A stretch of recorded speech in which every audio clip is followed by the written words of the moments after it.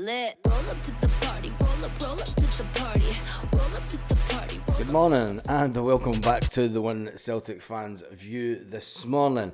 There's a lot of speculation about Celtic players and meddling, should we call it meddling journalists? But there is one story that was going around yesterday about another Celtic youth player. And it's always the day that we play our game, and it's an important day today. We are away to Kilmarnock. We are away to Kilmarnock at 3 p.m.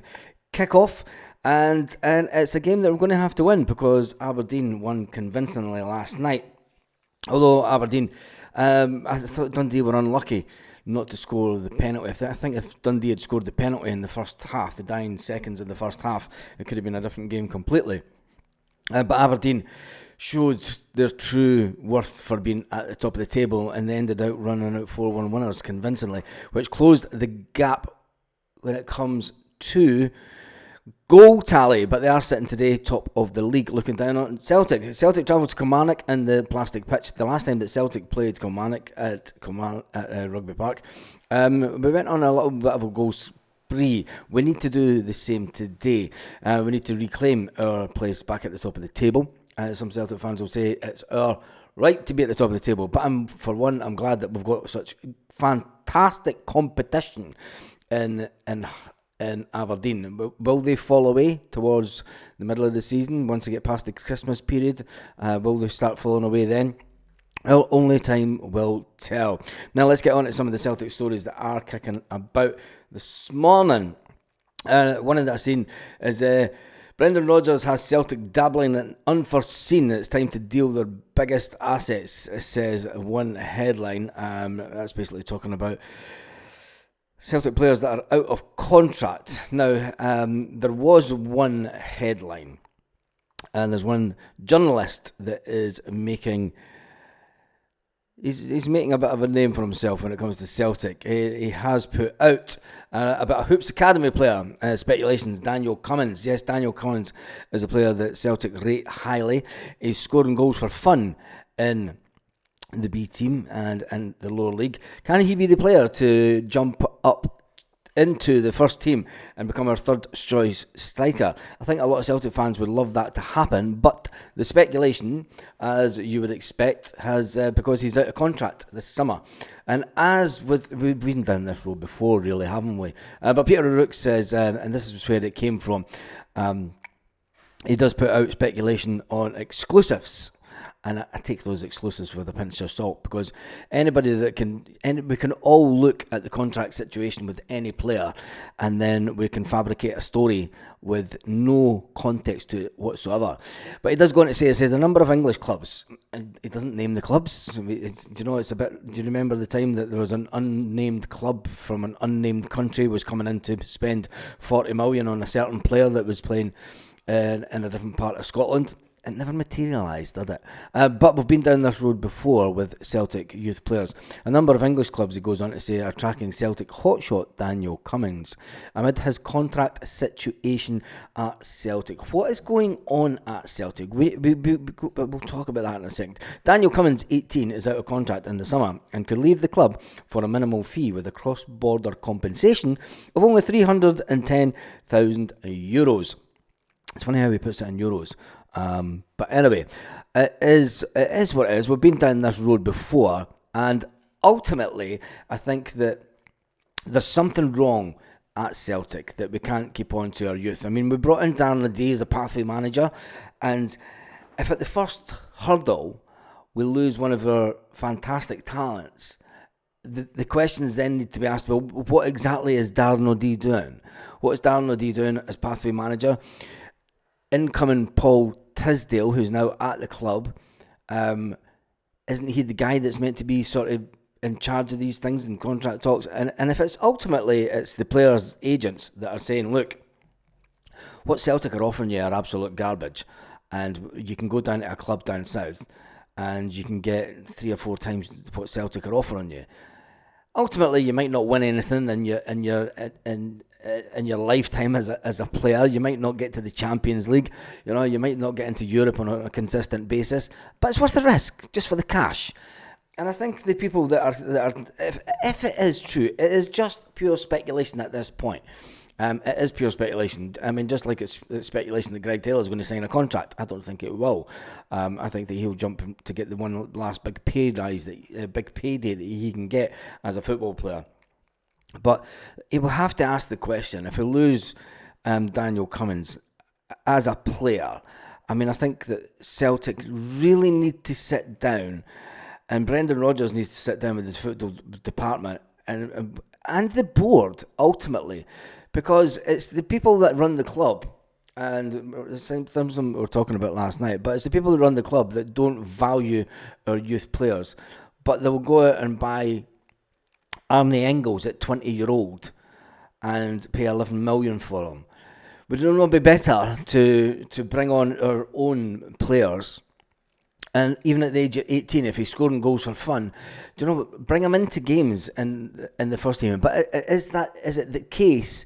And I've spoken about this many times, because I think that the Scottish League is too small and that we can't bleed every club, and I'm not just talking about Celtic, I'm talking about every club in the SPFL.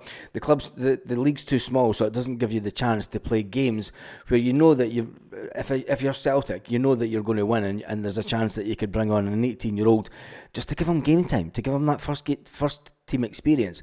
I can understand why they keep players in the B team, just to keep them playing football and see them progressing, but ultimately, if they're going to progress, they're going to have to come into the first team, and if they're good enough, doesn't matter what their age.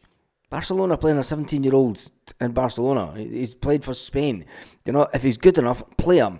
And if he's worth it, pay the damn wages, Celtic. Because if it goes into another summer when we lose another player from the academy, I think that the fans are quite right to start questioning the appointments that have been made at Celtic. And is it just old mates, getting your old mates in at Celtic? I mean, Darren Ladie, as good as what he was, and it had a nice little song about him. I mean, if at the first hurdle we lose a player, what has been the point of bringing in Dan Ladie? We need to bring in somebody that actually, I mean, it's okay bringing in ex-players and everything, and they get the club and all that, and blah, blah, blah, and blah, blah, blah. You get that one? Blah, blah, blah. That reference to the other night. If you know, you know. If you don't, well, you need to go back and watch the live from the Thursday night. But ultimately, I think that if this does come to fruition, this story, and he does leave, and we get the minimum payment like we've had for players in the last couple of seasons, I think that we really need to look again at, and people will say, well, you can't keep on changing. Well, we just brought Dan Ladie in to be the pathway manager, and let's say that if he's not given, if players aren't seeing a pathway into the first team at Celtic, and if they're not paid what young players, I mean, yes, in the modern day football, young players think that you should be paid superstar wages for achieving absolutely nothing within the game, and just look at Greg Taylor. I mean, it's suggested that he's seemingly wanting 24 grand a week, but that's just pure speculation. No one knows exactly what Greg Taylor's asking for.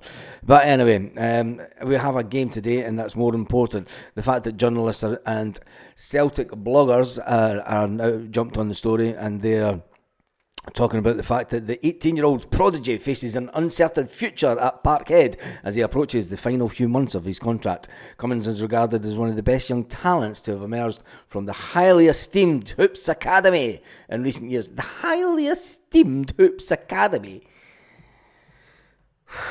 Who writes these? Because I don't think that, I mean, and I'll say this for I can remember Bobby Lennox talking to my dad years ago. When a member of our family was getting scouted by Man City at the time, and I always remember that Bobby Lennox telling my dad, said, look, if he goes, you're going there just to get the training and just to get the experience and the coaching, because it's like he's seen it at Celtic. He says you've got young lads that will come to Celtic, they know that ultimately they're not going to make it at Celtic, but they come to get the coaching and to get that experience and to bring them on as players, even though they're not going to make it at the top level at Celtic. So is it the case that a lot of players are just going through the motions at Celtic in the B team, and they don't see themselves getting into the Celtic first team and on a regular basis? And it's a shame, because we've done it so successfully in the past. I mean, with Kieran Tierney, James Forrest, Callum McGregor, you can even say Stephen Welsh and Tony Ralston. They're all products of the academy that are in and around the first team. But when younger players see that, look, Tony Ralston's not getting a game, I don't want to be sitting on the bench at Celtic, I want to play first team football. Stephen Welsh is the same. He's not getting a game at Celtic. He's sitting on the bench. But it is for the homegrown quota. Anyway, we move on from that because there's a lot of publications now talking about this. And ultimately, if we lose them, we lose them. It's another one that's gone and we forget about them. Just like a player who scored last night that everyone was buzzing about. But he's not a Celtic player, so I'm not killing him. Brendan Rodgers talking about players that may be leaving the club at the Christmas window.